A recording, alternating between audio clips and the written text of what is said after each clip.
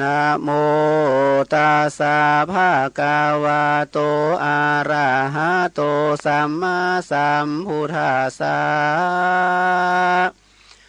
ภูสาติวาราวันนาเพติอิตังสัทธากาปิลาวะทุงอุปาณิสายะนิโคทาอารเมวิหาลันโตปุคาลาวาสังอาราภากาเทสีสาธาโวฟังราโสตุจานาสาปุริสาเจ้าตั้งหลายสัทธาอันว่าสัพพัญญูพระพุทธเจ้าแห่งเราตนเป็นนายนำหมู่สัตว์ตั้งหลายเข้าสู่นิพพานเมื่อพระยังทรมานอาซาไหลซึ่งเมืองกาปิลาวาทุนากรเป็นตีโกจาราคามจะเดินบินดีบาทก็อยู่สถิตสำราญ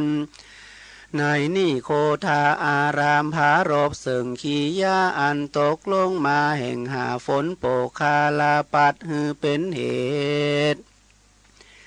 เป็นปัจจัยแก่ญาณธรรมเตสานาแล้วพระตนแก้วจึงปาวาติเตสานายังมหาเวสันตรา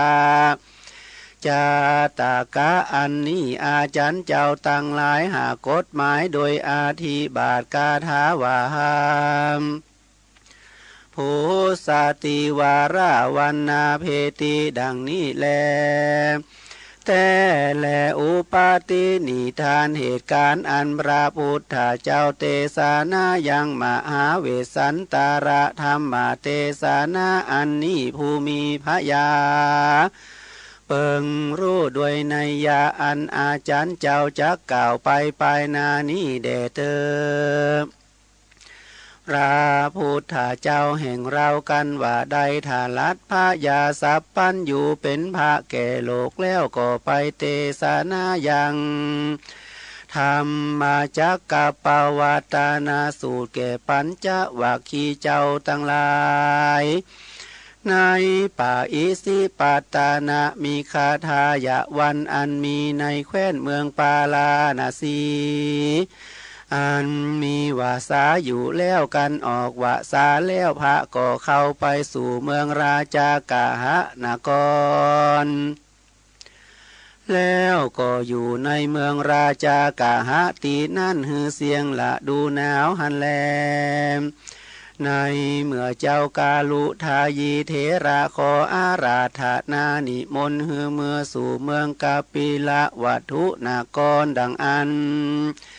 พระพุทธเจ้ามีหมู่ขีณาสาวกะอระหันตาเจ้าตั้งหลายได้ยิบหมื่นตนหากแวดล้อมอ้อมเป็นปาริวารเจ้าขอเข้าไปในเมืองกาปิละวัตถุเพื่อจักสังกาหะญาติปีน้องของตนกับด้วยเจ้ากาลุทายีเถระหากสำแดงหนตั้งซึ่งอันจักไปเป็นปัทมะโหติวันนั้นแลตาในกาละนั้นเจ้าพญาเจ้าสากายราชตั้งหลายก็มาปะสุมจุมนุมกันโดยคำว่าเราตั้งหลายจากใดหันเจ้าสิทธาธาราชกุมารตนเป็นลูกเป็นหลานญาติตนผาเสดแห่งเราตั้งหลายแลว่าอันก็พิจารณาหาติสำราญแก่พระพุทธเจ้าวันนั้นแลเขาก็แขวดกฎหมายรู้ว่าส่วนอุญญาณแห่งพายาจนจือว่านิโคทาสากะควรถูกเนื้อเปิงใจหญิงนักแลว่าอันแล้วก็ฮือคนตั้งหลายจำละกวาดเปียวผ่าดับผ่าดาดีแล้วก็มีมือถือสิ่งมีตนว่าคันธะมาลาดอกไม้อันจักไปตอนไปรับพระพุทธเจ้านั่นเขาก็ฮือเด็กน้อยตั้งหลายอันเป็นลูกเจ้าเมืองอันมีตนผ่าดับผ่าดาโดยเครื่องปะนิมอาพรตั้งหลายก็ฮือไปก่อนแล ทาหัดนั่นก็ฮือลาจากุมาลีตั้งหลายอันยังหนุ่มน้อยอันมีตนผ่าดับดีนักก็ฮือไปตอนรับพระพุทธเจ้าหันแลส่วนตนพระยาก็จริงไปตอนไปรับพระพุทธเจ้าเมื่อไปลุนแล้วก็ปูชาพระพุทธเจ้าโดยคันธมาลาดอกไม้ตั้งหลายตนเจ้าพญาก็ราธนาพระพุทธเจ้าก็เข้าไปสู่นิโคทาอารามวันนั้นแลพระพุทธเจ้าอันมีหมู่ขีณาสาวกะอระหันตาเจ้าตั้งใดได้ยิบหมื่นตนหากแวดล้อมออมเป็นปะลิวานก็นั่งอยู่สาธิตสำราญเหนืออาสนาอันผาเสดอันตาพญาสากะยะราชตั้งหลายหากคือคนตั้งหลายปูเจ้าไว้ในนีโคทาอารามตีนั่นแลต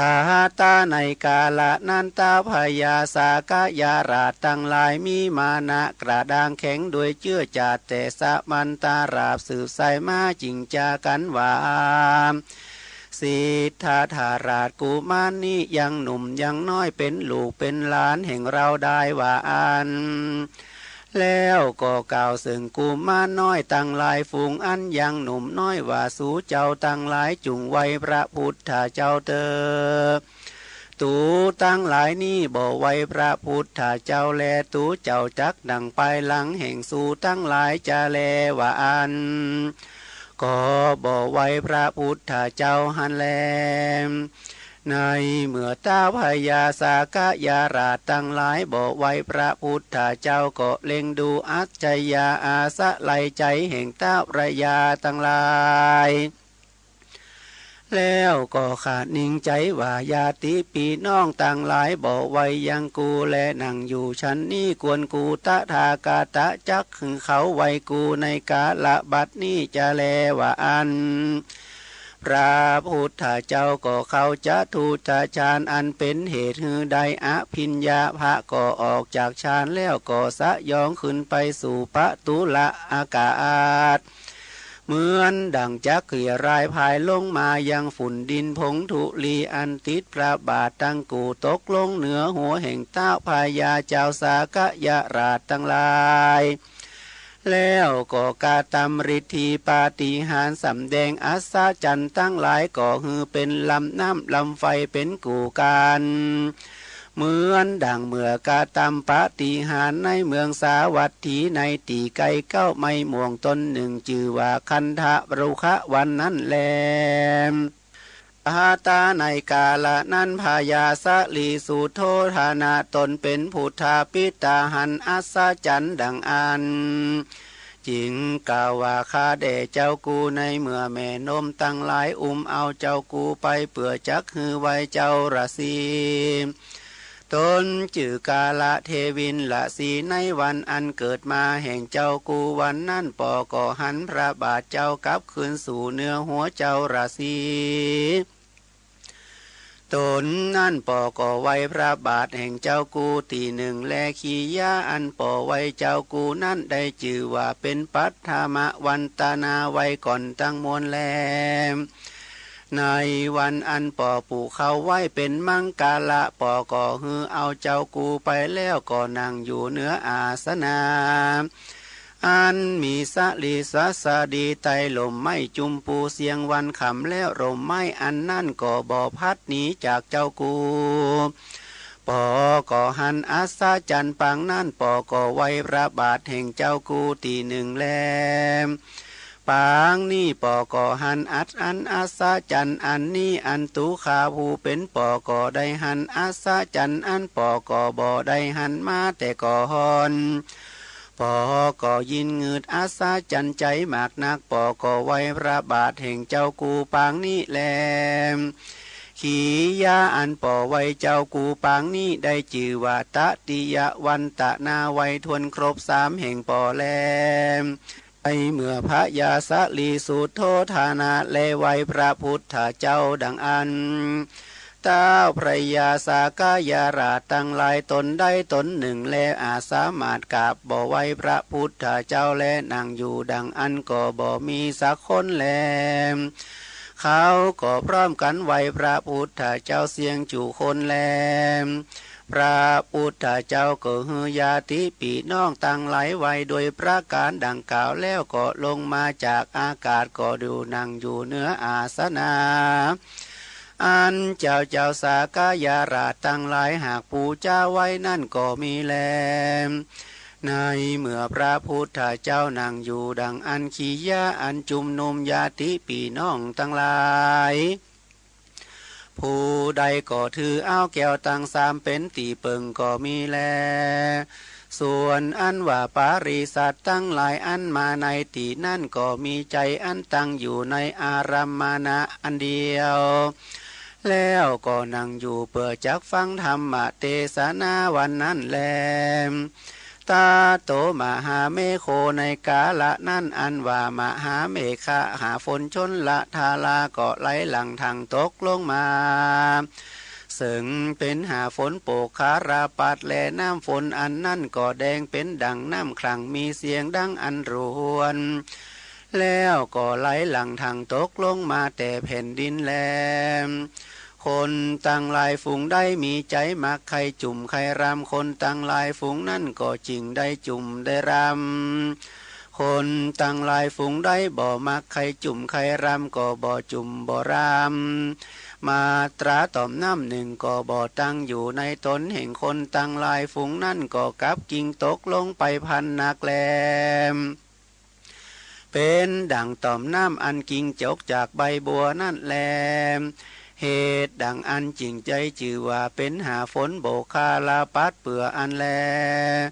ส่วนว่าปาริสัตตั้งหลายหันอาสาจันอันนั่นก็ควรงึดอาสาจันมากนักก็มีแลในเมื่อเจ้าภิกขุตั้งหลายก็บังเกิดยังกะถากัมจาซึ่งกันไปมาในธรรมะสภากะสาลาวามอาวุโสดุราเจ้าภิกขุตั้งหลายอันว่าหาฝนโปกคาลาปัดอันตกลงมาในตีจุ่มนุมญาติปีน้องเองพระพุทธเจ้าฝูงได้ฉันนี่รอยว่าเป็นโดยอานุภาพแห่งพระพุทธเจ้าตั้งหลายฝูงนั่นเปิงมีจะแลหาฝนอันนี้บ่หอนเกิดมีมาแต่ก่อนก็ควรเงิดอาสาจันมากนักจะแลแต่แลตีน้ำพระพุทธเจ้าได้ยินกะถากัมจาแห่งเจ้าภิกขุตั้งหลายโดยติปาจักกุโสตายานแห่งตนพาจักไข่ปงยังหาฝนแก้วเก่าคือธรรมเทศนาพระพุทธเจ้าก็ลีลาออกมาจากคันธกุฎีโดยสลีพุทธาองค์อาจดูวิลาศงามนักก็มานั่งสาธิตสำราญเนื้อพุทธอาสนาแล้วก็ถามว่าหามภิกขเวดุราภิกขุตั้งหลายตันตั้งหลายมาประสุมจุ่มนุมกันในตีนี้โดยกะถากัมจาอย่างใดไปตันบ่ละมวนเตือแลตะทากาตะมาจวนนี่หลวดยั่งอยู่เสียนี่จาเมื่อนั่นเจ้าภิกขุตนฉลาดโดยโวหารก่อขานกำต่อพระพุทธเจ้าว่าพันเตภะคาวาคาเดสัพปัญญูเจ้าผู้ข้าตั้งหลายมาประสุมจุ่มนุมกันโดยกะถากัมจามีสภาวะฉันนี้แลตีนั่นพระพุทธเจ้าจึงกล่าวว่าดูราภิกขุตั้งหลายหาฝนโปคาลาปัดตกลงในตีจุ่มนุมญาติแห่งตาทากาตะเจ้าจักมีในจาติสิ่งนี้เดียวบ่มีนาแม้นในกาละเมื่อก่อนหาฝนโปคาราปัดก็ตกลงมาในตีจุมนุมญาติแห่งตาทากาตะบางเมื่อเป็นพระยาเวสันตระวันนั้นก็มีแล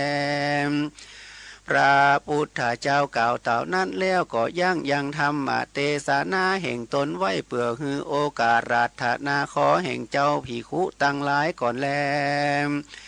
เจ้าภิกขุตั้งหลายจิงถวายอัญชลีกับไว้ว่าพันเตภะกาวาคาเดสัพปัญญูเจ้า หาฝนโปกคาราปัดอันตกลงมาในตีจุ่มนุมญาติแห่งพระพุทธเจ้าในกาละเมื่อก่อนก็บ่พากฏแก่ผู้คาตั้งหลายเตือแลขอพระเป็นเจ้าจุงเตสานาหือแจ้งแก่ผู้คาตั้งหลายได้เตอ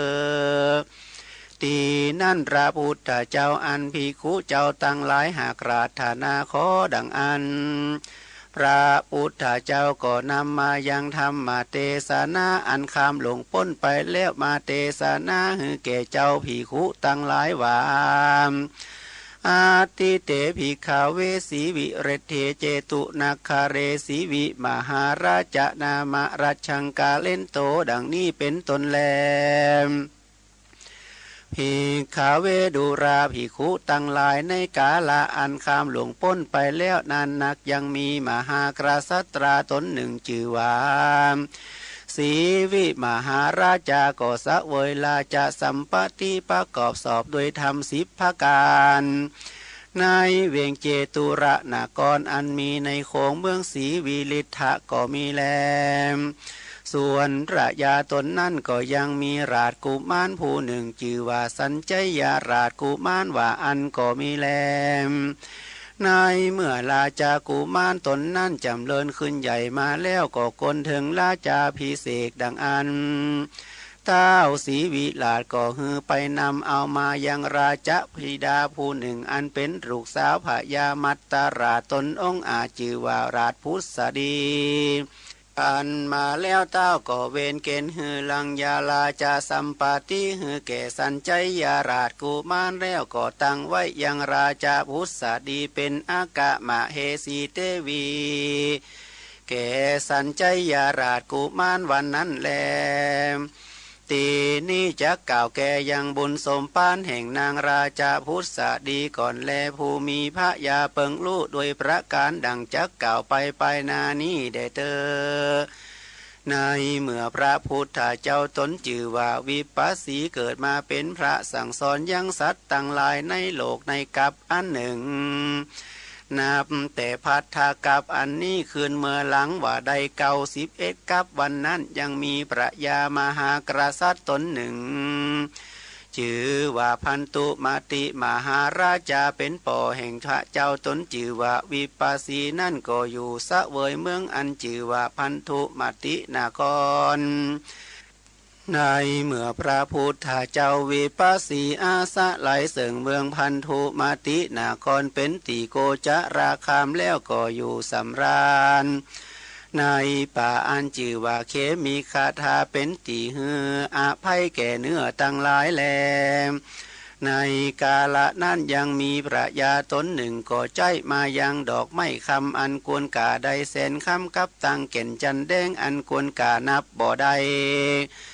ก็นำเอามาถวายแก่พระยาพันธุมาติก็มีแลส่วนวาลาจะธิดาลูกสาวแห่งพระยาตนนั่นก็มี2 คนแลพายาพันตุมาติมาไขหือปันนาการแก่นางตั้ง2 ปีน้องอันเป็นลูกแห่งตนดังอันก็ฮือแก่นจันแดงแก่นางผู้ปีแล้วก็ฮือดอกไม้คำแก่นางผู้น้องนั่นแลนางต่าง2 ปีน้องกันว่าได้เครื่องปันนาการอันนั้นแล้วก็เจียนจากันว่าชันนิราทั้ง2 ปีน้องบ่ควรบริโภคยังบรรณาการของฝากเอาอันนี้แลราทั้ง2จักเอาไปปูชาพระพุทธเจ้าเสียจาแลว่าอันแล้วก็ไปไว้บอกแก่พระยาตนปอว่าตาตะคาเดปอพระยาเป็นเจ้าเฮยเผื่อข้าตั้ง2จักเอาไปปูชาพระพุทธเจ้าด้วยเก่นจันแดงแลดอกไม้คำจะแลพายาตนปอก็รับเอากรรมลูกตนว่าดีแลนางตั้ง2จุงปูชาพระพุทธเจ้าเติมนางราชธิดาผู้ปีนั่นก็ฮือคนตั้งลายบทเก่นจันแดงอันนั้นฮืออ่อนสุขุมานแล้วก็เอาใส่ในขาอุบคำข้ายิงจำนางใจก็ถือเอาแล้วส่วนนางราชธิดาผู้น้องก็หามายังข้ายิงจำนางใจก็ถือเอายัง ดอกไม้คำแล้วนางทั้งสองก็ไปสู่พระวิหารอันเป็นที่สำราญแห่งพระพุทธเจ้าคือว่าป่ามีคาถาป้นอันสุกเกษมแลม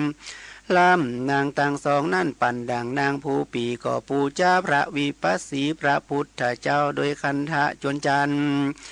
ยังเสสะเหลือนางก็เจือไล่ลาทายังคันทะกูเตี้ยเหลี่ยลายพระพายหลอดทุกกรรมทุกหลอดทุกปลาย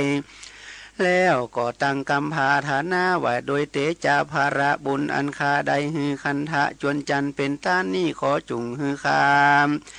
ได้เป็นแม่พระเจ้าตนหนึ่งเสมอดังพระพุทธเจ้านี่จุงมีเกคาในกาละอันจักมาไปนานี่เตอ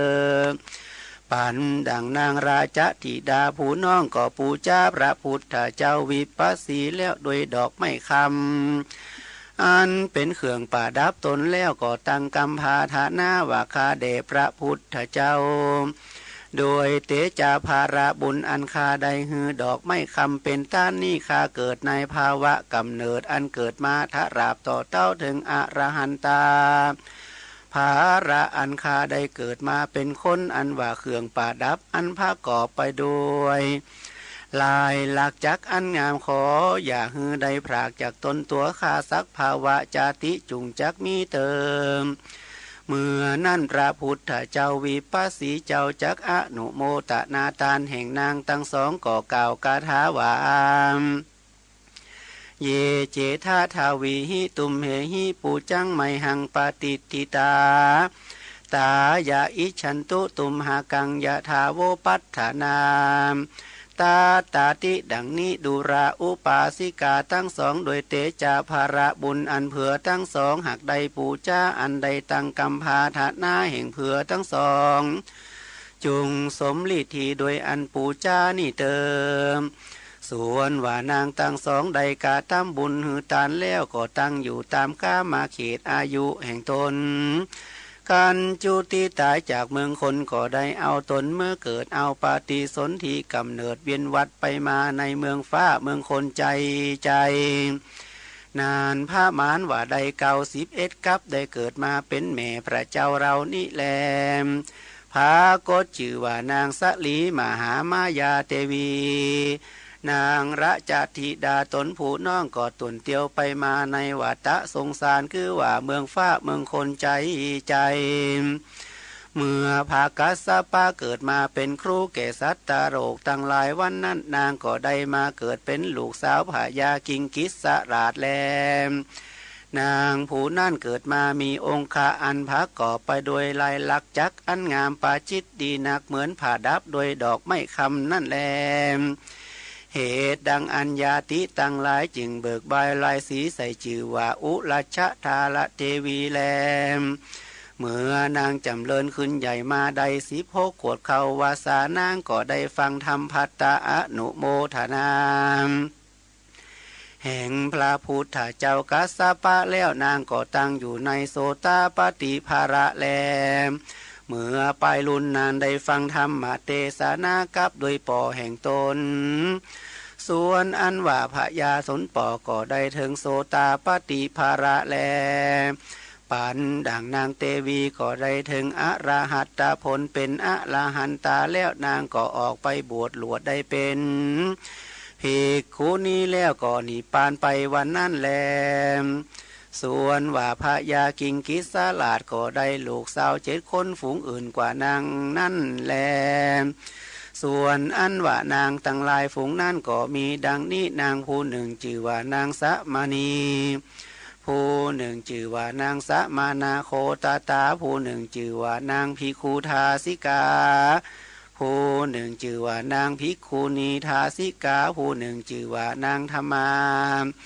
ผู้หนึ่งชื่อว่านางสุธรรมาผู้หนึ่งชื่อว่านางสังฆทาสีผู้เป็นทน7 แลนางตั้งหลายฝูงนั่นเกิดมาในศาสนาแห่งพระพุทธเจ้าแลส่วนนางสะมานีก็ได้มาเป็นนางเขมาแลนางสะมานาโคตาก็ได้มาเป็นนางอุปปละวันนาแลนางภิกขุทาสิกาก็ได้มาเป็นนางปัตตาจลาแล นางภิกขุณีทาสิกาก็ได้มาเป็นนางปัจจาบดีโคตมีแลนางสุธรรมาก็ได้มาเป็นนางธรรมทินนาแลนางสุธรรมาก็ได้มาเป็นนางสลีมหามายาแลนางสังฆทาสีก็ได้มาเป็นนางวิสาขาผู้ทวน7ในศาสนาพระพุทธเจ้าแลล่ำนางตั้งลายฝูงนั้นนางพุทธดีคือว่านางสุธรรมาได้กาทำบุญตั้งหลายมีตนว่าหือตานรักษาศีลเกิดมามีรูปโฉมนมพันวันนะอันงามมีตนดังไล่ลาทาไปโดยคันทะจนจันปูจาพระพุทธเจ้าวิปัสสีวันนั้นก็ได้ชื่อว่าพุทธดีนางได้ต่วนเตียวไปมาในเมืองฟ้าเมืองคนใจในจาติหนึ่งนางก็ได้ไปเกิดในสวรรค์กะเทวโลกได้เป็นอากะมเหสีเทวีแห่งอินตาธิราชแลอาทาสายาวตาอยู่กังถัดวาในเมื่อนางตั้งอยู่ในเมืองฟ้าทะลาบต่อเต้าเสียงอายุแห่งตนแล้วในเมืองบุพานิมิตหาภาการเกิดเกมีเกนางดังอันพายาอินตาตนเป็นเจ้าแก่เทวดาตั้งหลายก็รู้เหตุอันจักเสียงอายุแห่งนางราชเทวีดังอันจึงเอานางไปสู่ส่วนอุนดานโดยยาสะปาริวานอันหมากนักแล้วยังนางแก้วพุทธดีนอนเหนือตีนอนอันมีสลีสวสดีแล้วส่วนตนแก้วอินตาก็นั่งอยู่ไกลนางแล้วเจียนจากับโดยลาจะพุทธดีว่าพัทเทดูรานางกูปีจักหือปอนบวรสิบภาการเก่เมืองนางบัดนี้จะแลนางจุงเอาปอนตังสายฝูงนั่นในสำนักกูปีเตอพระยาอินตาเจ้าฟ้าจักหือปอนสิบภาการแก่นางพุทธดีดังอันก่อกล่าวคาถาอันนี้อันมีในมหาเวสสันตราจาตากะอันปรับปดาไปโดยคาถาตั้งหลายปั้นหนึ่งเป็นคาถาวามภูสติวาระวันนาเพติวาราสะสะสราวาราวาเรปัทัพพยาจาตุพังขียังตุยหังมานะโสไปปิยันติดังนี้พุทธติดูรานางลาจะพุทธดีภูมิวันนะเนื้อตนอันผาเสดและพักก่อไปโดยองค์าอันล้ำเลิศเปิงใจอันว่าปอนสิบภาการฝูงนี้ควรจักจำเริญแก่ใจเมืองนางแต่ไตหลุมฟ้าเหนือนาแผ่นดินแลมีดังอันนางจุงรับเอาปอนตั้งหลายสิบภาการฝูงนั่นแต่สำนากูปีอันจักหือแก่เมืองนางบัดนี้เดเตอกาถาอันนี้พระยาอินตาเจียนจากับโดยนางพุทธดีในเมืองฟ้าเอดดังอันมหาเวสสันตระธรรมเทศนาอันนี้จึงได้ชื่อว่าตั้งอยู่ในจันฟ้าเทวโลกแลนางลาจาพุทธดีก็รู้อย่างสภาวะอันตนจักตายก็มีความพระมาทนักหนาก็กล่าวตุติยากาถาวะเทวะลาจะนะโมตยัตถุกิงปะปังปะกาตังมายาลามมาทาเวสิมังธานาลูหันติดังนี้เทวะคาเดมหาราชเจ้าขียาอันไวแห่งข้าจุงมีเกมหาราชเจ้าเตอปาปากรรมอันใดบ่จำเริญใจแห่งมหาราชเจ้าอันข้าหากจักใดกาตั้มนั่นจามหาราชเจ้ามานาบโตดแก่ข้ากำจัดยังข้าหือเจียนจากภาคจากเมืองฟ้าอันเป็นตีถูกเนื้อเปิงใจแห่งข้าเหมือนดั่งลมอันมีกำลังในมากำจัดเปิกปัดยังดอกไม้อันออกมาเนื้อนาแผ่นดินหือเต่าไปนั่นจาในกาละนั่นพญาอินบ่รู้ว่าสภาวะอันนางพระมาดบ่รู้ว่าตนอันจะก้อยกาจากเมืองสวรรค์อันจากเตือนสตินางจิงกล่าวกาถาซองอันนี้ว่านาเจวะเตกาตั้งปาปังนาจาเมตะวัมสีอัปปิยาปุญญัญจะเปปาริขีนางเยนาเตวังวะทามิหังสันติเกมะระนังตุยหังวินาภาโวภาวิสติปฏิคันหาหิเมเอเตวะเรทัสสะปะเวชะโตดังนี้แล ดูรานางปาปะกรรมอันใดบ่จอบหอระไทยแห่งกูปีอันมึงงางหากกระทำนั่นก็บ่มีสักอันแลพาการหนึ่งนางแลบ่เป็นตีละแก่กูปีบ่มีนางก็หากเป็นตีรักจำเลินใจแก่กูปีแต่แลหีด้วยมีแต่บุญนางก็จักเสียงด้วยเหตุดังอันกูปีก็จักบอกเหตุอันนั่นแก่เมืองนางจะแลขียาอันจักตายจากจันฟ้าตินิราทั้งสองก็จักได้พรากจากกันเต่งแต่แลนางจุงรับเอาปอนสิปาการฝูงนั่นอันกูปีจักฮือบัดนี้ได้เติมนางราชผู้สดีกันได้ยินอดินตาทีหลาดบอกกล่าวแก่ตนนางก็รู้โดยสภาวะอันนางราชผู้สดีได้ยินอินตาทีหลาดบอกแก่ตนนางก็รู้โดยสภาวะอันจักตายเตียงแต่บ่สงสัยนางก็รับเอาปอนสิภาการก็กล่าวกาถาว่าวรัญจะเมอาทาโสสกาสภาภูตานามิสาระดังนี้เป็นตนแลข้าเดมหาลาจะเจ้าตนหือตานเลคบยำหญิงนาคจริงจักใดเป็นเยาวเป็นใจแก่เจวดาทั้งหลายในสองสวรรค์พิว่ามหาลาจะเจ้าจักหือปอนเกข้าดังอันว่าความสวัสดีจุงมีเกมหาลาจะเจ้าเตอกันว่าข้าพรากจากมหาลาจะเจ้าในสวรรค์เตวาโลกตีนี้แล้วก็ขอหือข้าใดไปเกิดในขกุลอันผาเสดคือว่าพระยามัตตาลาถะลงหลูบชมอันงามกันว่าข้าจำเลินขึ้นใหญ่มาได้16 ขวบเข้าวาสาจุงฮือข้าได้เป็นอากามาเฮสีเตวีแห่งพระยาสีวิลาศในภาษาราชานิเวศในเมืองคนตีนั่นเติมภาการหนึ่งข้าเกิดมาเป็นคนขอฮือมีตาเขียวแหลกกิ้วอันงามดุจจะดังตาลูกเนื้ออันเกิดมาใหม่นั่นเติมภาการหนึ่งข้าเกิดมาเป็นคนขอฮือมีชื่อว่าพุทธดีสิ่งเดียวอันหนึ่งขอจุงฮือข้าได้ยังลูกใจตนผาเสดอันมักใครฮือตาลและเป็นตีเข้าไปสู่ไปหาแห่งยาจกตั้งหลายเตอลูกใจข้าผู้นั้นขออย่าฮือใดฐานีฮือเป็นตีเจ้าพระยาตั้งหลายมาปู่เจ้าฮือลือชาพาโคตถาลงยศหมากนักเดือนาแผ่นดินจุงมีเติมอาการหนึ่งเมื่อคาถาลงคาพาต่ำกลางต้องแห่งคาขออย่าฮือสวดล้นป้นพระมารอันหนึ่งทาหน้านมแห่งคาอย่าฮือยานลงป้นแปงอันหนึ่งออกก็อย่าออกในหัวแห่งคาอันหนึ่งฝุ่นผงธุลีก็อย่าฮือมาติดแปดเนื้อตนแห่งคาอันหนึ่งขอคาได้โผดปล่อยยังสัตว์ทั้งหลายอันกวนคาเป็นตนว่าพิษอาจยาเต้าพระยาโดยเตจาเมตตาแห่งคาจงมีเติมอันหนึ่งกันว่าข้าได้เป็นอากามาเฮสีเตวีแห่งพายาสีวิลาหาดอยู่ในภาษาราชามนเตียนและภาษาอันนั่นก็ขอฮือพระก่อไปด้วยนกเกลียนนกยุงล่องทองคันสึ่งกันไปมาโดยเสียงอันหมวนไพเราะมากนางเต็มไปด้วยแนงหนาสะนมตั้งหลายฝูงมีรูปโฉมอันงาม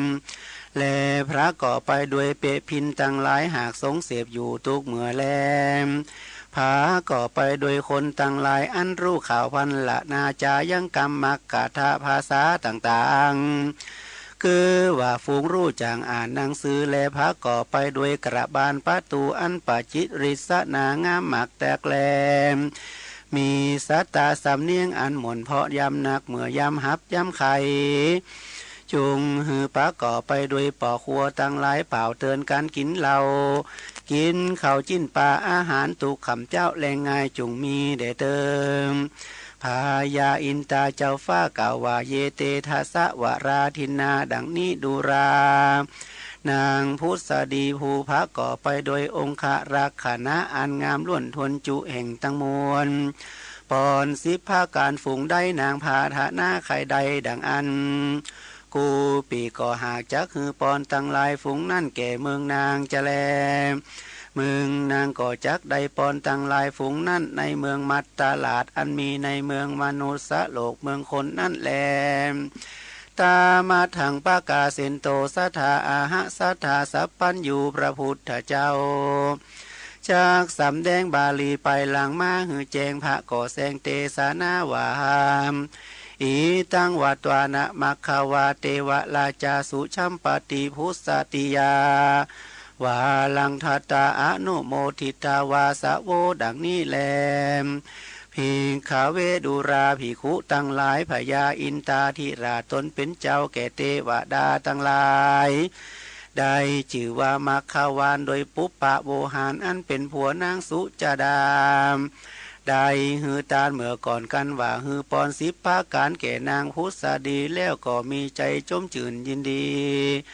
ก็อยู่ในภาษาเกียวเวจยนแห่งตนก็มีวันนั่นแลทาสาวาราคาถานิติตาขียาอันกล่าวห้องตัสสะปอนอันประดับประดาไปด้วยกาถาว่าใด10 กาถาก็บางคน